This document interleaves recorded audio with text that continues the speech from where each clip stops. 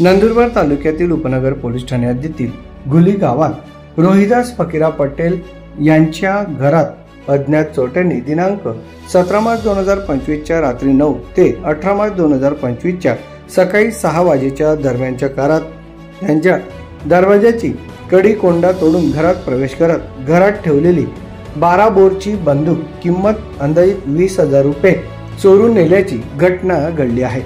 या प्रकरणी दिनांक 19 मार्च 2025 रोजी दुपारी 12:18 उपनगर पोलीस ठाण्यात रोहिदास फकीरा पटेल राहणार गुली तालुका जिल्हा नंदुरबार यांनी दिलेल्या फिर्यादीवरून अज्ञात चोरट्यांविरुद्ध बंदूक चोरीचा गुन्हा दाखल करण्यात आला। पुढील तपास पोलीस हवालदार सुनील येल्वे करीत आहे।